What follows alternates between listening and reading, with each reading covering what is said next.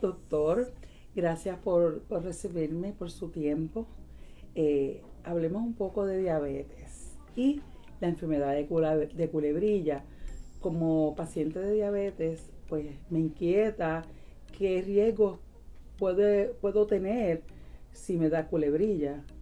Okay. Es bien importante que entendamos que los pacientes que van a desarrollar culebrilla son aquellos pacientes que ya han estado expuestos al virus, ¿verdad?, de varicela zoster, que es lo que comúnmente llamamos por ahí varicela. Ese virus se mantiene en nuestro cuerpo y mayormente según pasa la edad, trastornos que afectan nuestro sistema inmunológico nos hace susceptible a una reaparición bajo la condición que típicamente llamamos culebrilla, ¿verdad? O herpes zóster, una infección de herpes zóster. Esta infección básicamente se aloja, por decirlo así, en unas áreas específicas en los nervios espinales y característicamente toma una manifestación como si fueran las ampollas que salen en la varicela, lo único que son localizadas a un área específica del nervio espinal donde se localizó, y muchas veces puede ocurrir o en el área de la espalda, ¿verdad?, hacia los laterales, o en el área de las piernas, y hay ocasiones que pueden manifestarse en nervios, ¿verdad?, craneales, como lo es el nervio oftálmico, y entonces podemos tener unas manifestaciones más severas, que en el caso de envolver los ojos, ¿verdad?, puede inclusive hasta causar ceguera. Así que una herpes zóster, ¿verdad?, una infección de culebrilla que envuelva el área de los ojos puede ser desastroso hasta llevar a la persona a quedar ciega. En el caso de las personas que manifiestan el herpes, ¿verdad?, o la culebrilla, la infección por herpes zóster, una de las complicaciones más temidas es que después muchos de ellos desarrollan lo que se llama neuropatía posherpética, que es que una vez se cura la culebrilla, ese virus causa una inflamación crónica a nivel del nervio, causando unos dolores que son sumamente agobiantes para el paciente y debilitantes, incluyendo inclusive muchas veces manifestaciones de depresión, ideas suicidas, por el dolor que básicamente no mejora. Para ese tipo de condiciones utilizamos entonces ciertos medicamentos, ¿verdad?, que utilizamos para dolor neuropático, como la gabapentina, como lo es el lírica, ¿verdad?, y diferentes otros medicamentos que han sido aprobados para el manejo del dolor. ¿Y ese dolor sería en las áreas donde dio la culebrilla? No, específicamente son las áreas donde da la culebrilla.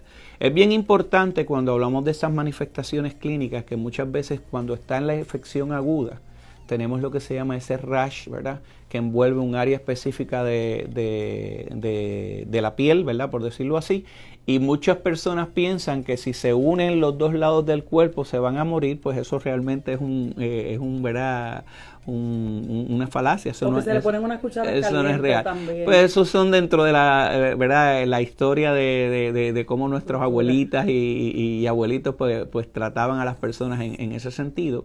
Pero la realidad es que una vez pasa la etapa de la infección aguda, sí se mantiene ese nervio inflamado y muchas veces se puede manifestar lo que llamamos como neuropatía posherpética. Y eso muchas veces se convierte en un trastorno crónico que puede ser, como dije, debilitante e incapacitante. Entonces, además que me haya dado la culebrilla, si entonces yo vivo con diabetes, tengo también la edad, o sea, es mayor de 50, tengo más riesgos aún. Eso es correcto. Que los del paciente. Y no solo eso, según aumenta la edad, el riesgo de la severidad de la enfermedad también es mayor. Así que es bien importante que los dos componentes, el hecho de que tengas diabetes u otras enfermedades debilitantes, ¿verdad?, del sistema inmunológico, y que aumente la edad, mayormente después de los 50, pues el riesgo básicamente aumenta significativamente. ¿Qué opciones tenemos para evitar que esto ocurra? Pues tenemos diferentes, ¿verdad? En este momento hay dos opciones de vacunas. Teníamos hasta hace un año y medio atrás, ¿verdad?, Zostavax como la única opción, que era básicamente una inyección de una sola dosis. Y recientemente fue aprobada la vacuna de Shingrix ¿verdad? Que también es una vacuna que utilizamos para la prevención de la culebrilla. Es bien importante que en el caso de la vacuna Shingrix son 2 dosis, ¿ok? Y se recomienda, como dije, después de los 50 años en personas que tienen diabetes. Más recientemente salió un estudio donde hay evidencia de que en pacientes con trasplante de riñón también logró demostrar un aumento en la protección de evitar que hayan riesgos de culebrilla si se utiliza de la manera adecuada. ¿Y cuál es la manera adecuada? Pues van a ser 2 inyecciones separadas por al menos 1 a 2 meses de diferencia entre una dosis y la otra. ¿Okay? Y si ya yo me vacuné la otra. Si te vacunaste contra Zostavax, se recomienda que se utilice la vacuna nueva de Shingrix en las 2 dosis, y la razón principal es que aumenta lo que llamamos la inmunogenicidad, que es la capacidad de nuestro cuerpo de evitar que vayamos a desarrollar la culebrilla.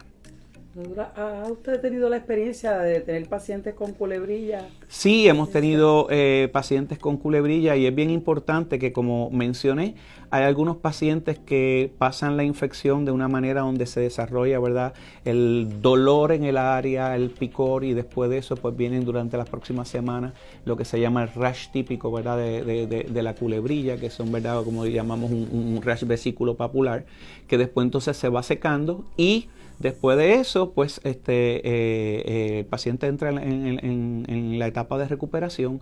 Muchos de estos pacientes pasan y continúan su vida sin ningún otro problema. No obstante, una gran proporción de estos pacientes pueden desarrollar entonces lo que llamamos la neuralgia postherpética.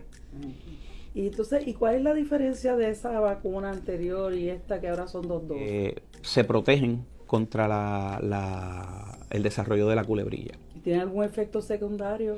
Bueno, cuando hablamos de efectos secundarios, todos los medicamentos y tratamientos pueden tener efectos secundarios. Sin embargo, en términos generales, pues puede ser dolor en el área de la inyección, inflamación, y esos serían los efectos principales. Muchas de las personas que tienen, ¿verdad?, o por experiencias o por lecturas, que están con el temor de que las vacunas se pueden asociar con que te dé la enfermedad.